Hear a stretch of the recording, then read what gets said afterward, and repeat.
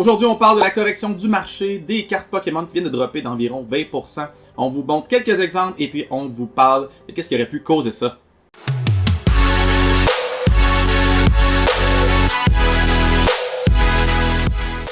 Salut tout le monde, c'est Max, la carte moderne. Avec l'arrivée de Journey Together, le hype commence à baisser tranquillement, pas vite. Donc, le set a fait comme qu'un set devrait faire normalement. Donc, les prix ont été skyrocket au début et puis ont droppé de pratiquement 50%.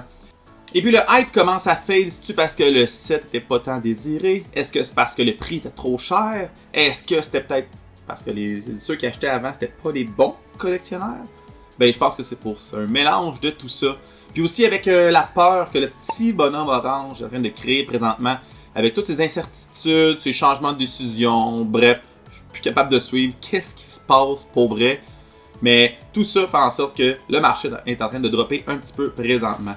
Je viens d'acheter ma Charizard VMAX de 151 à 350$. Puis là, elle en vaut 250$.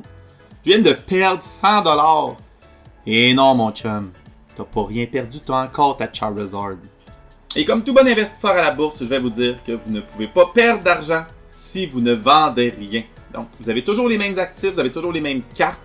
Donc, tant que vous les gardez, vous ne perdez rien. Vous avez toujours la Charizard de 151.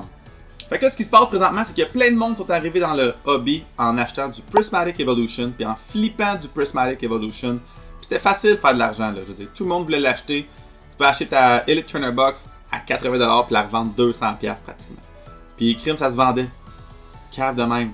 Mais là, tout ce monde-là qui se dit « Hey, c'est facile Pokémon. T'achètes un drop au Walmart ou au Costco ou au eBay Game. Puis après ça, tu reflippes ça à un gars.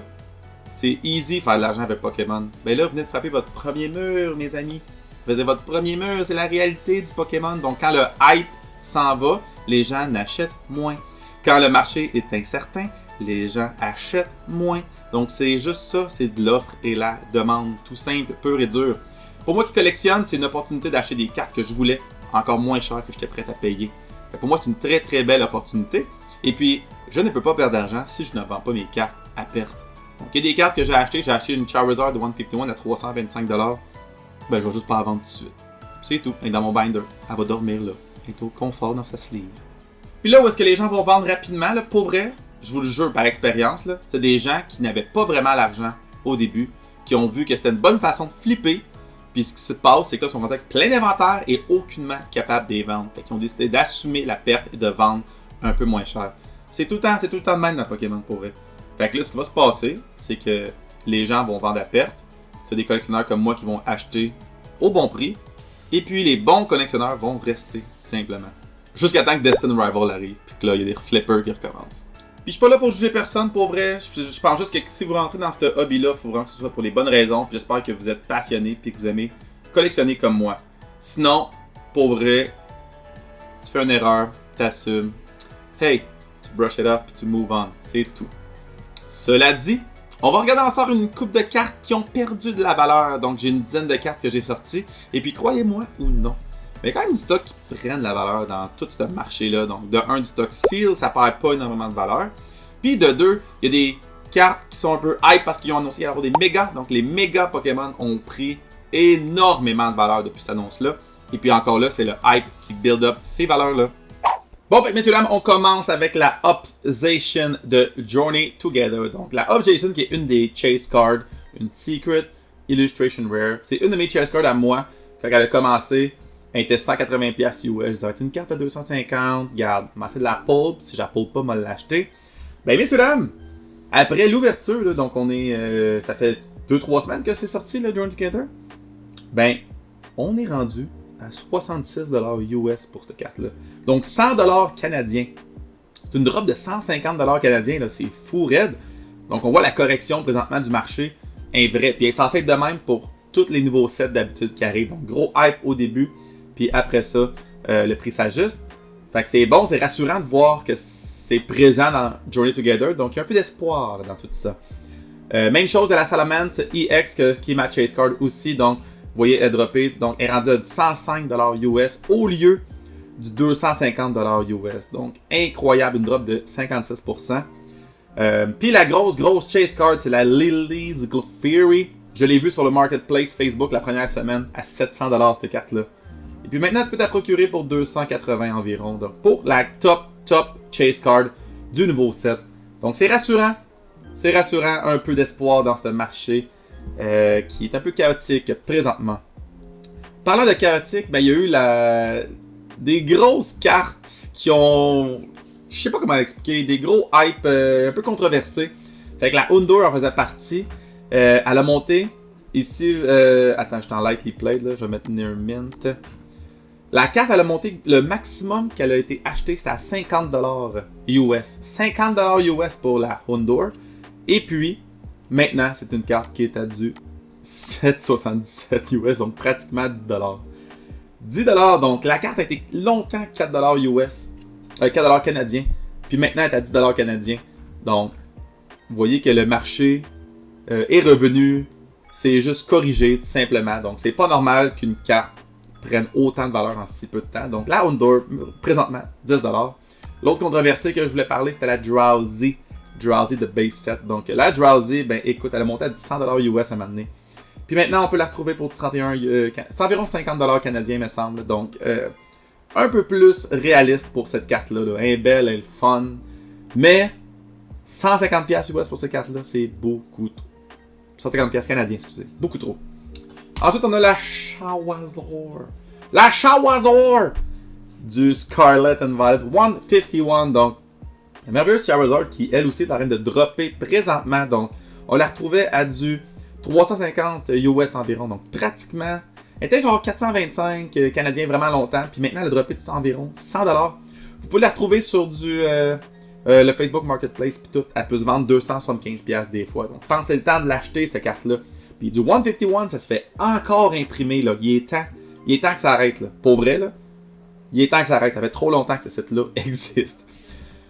Ensuite, parlant de Chase Card, on a des Bubble Mew. La Bubble Mew de Paldean Fate. Donc, la belle Bubble Mew, qui est une grosse carte aussi. Vous voyez qu'elle descend tranquillement pas vite, elle. Elle descend moins rapidement que les autres, mais elle descend tranquillement pas vite pour venir un peu corriger le marché tout simplement. Donc, la Bubble Mew, on peut la retrouver présentement pour du 425 canadiens environ. L'autre grosse chase card qui est pas mal au même prix, c'est la Greninja EX. La superbe Greninja EX du Twilight Masquerade. Vous voyez qu'elle aussi, elle descend un peu moins rapidement que les autres, mais elle descend quand même. Donc, ça, c'est la Greninja EX. Et puis, il n'y a pas juste du Scarlet and Violet qui drop. On a du Sword and Shield qui drop. Donc, la Giratina V-Star de Crown Zenith, de ce set-là qui ne fait que monter. Et bien, présentement, elle connaît une belle correction. Donc, si vous voyez le graphique ici même, donc, elle est rendue à du 185 US, qui équivaut à environ du 250 canadiens pour la Giratina. Puis, on pouvait la retrouver avant à du 300$ canadiens. Donc, c'est quand même une drop de 50$. Fait que oui, il n'y a pas juste le Scarlet and Violet qui drop. Il y a aussi un peu de Sword and Shield. Ensuite, il y a des cartes qui font quand même bien dans tout ça. Donc ça, c'est des cartes qui vont pas bien, mais il y a quand même des cartes qui... Je vais juste parler vite de la Golden Go. Parce que moi, c'est une de mes cartes préférées de tout le Scarlet and Violet. Puis elle drop, mais elle drop pas si drastiquement que les autres. Fait que je voulais juste faire une petite parenthèse. Puis montrer la Golden Go. C'est tout ce que je voulais faire. C'est mon vidéo. J'ai le droit. Ensuite, on a des Illustration Rare qui t'offrent un peu aussi. La Maushold, pour X raisons, la Maushold du Paldea Evolve est en train de monter un petit peu. Vous voyez, il y a une petite correction présentement, mais elle a monté à du 50$ canadien. Donc, pour les champignons qui se font manger par des petites souris. Écoute, je comprends pas des fois ce qui se passe. C'est probablement... Hey, on va mettre une carte sur la map. Puis là, ça se vend à ce prix-là. Fait que la Maushold qui tient le coup quand même. Puis là, les cartes qui prennent de la valeur, c'est toutes pas du Scarlet and Violet, c'est toutes pas du Sword and Shield.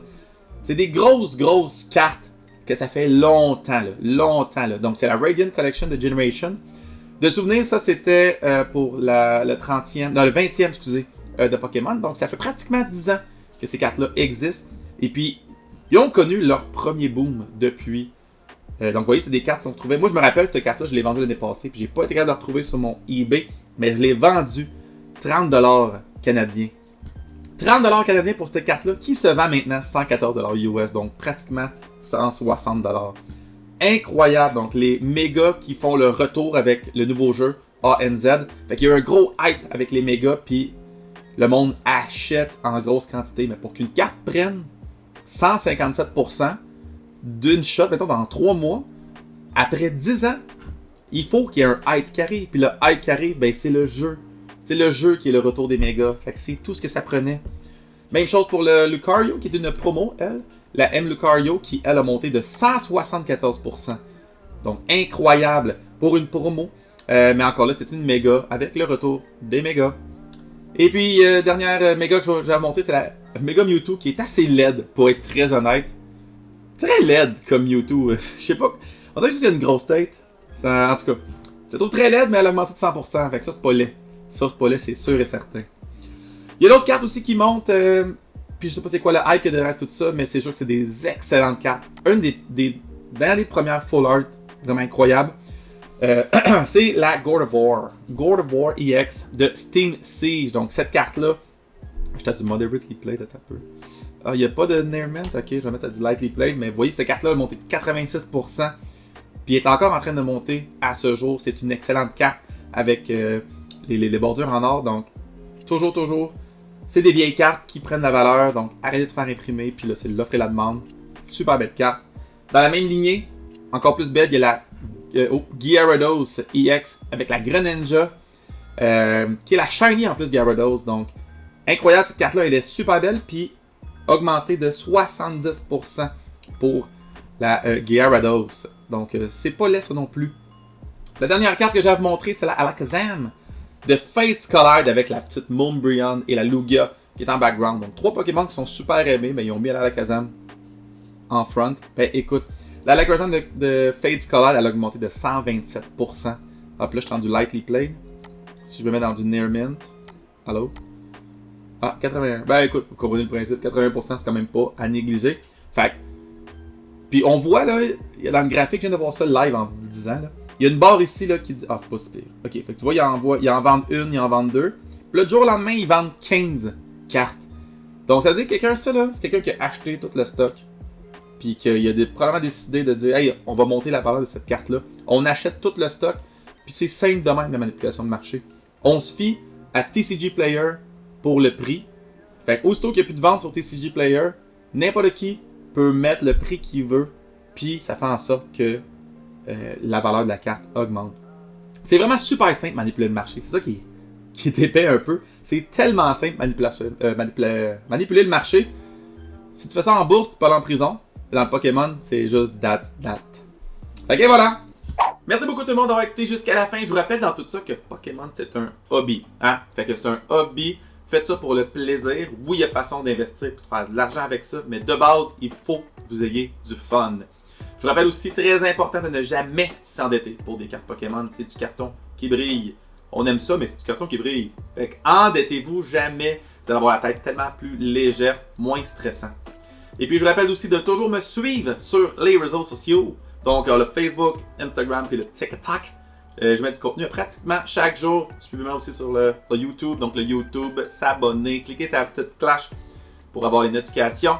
Et je vous rappelle dans tout ça que vous collectionnez ce que vous voulez. Bien sûr.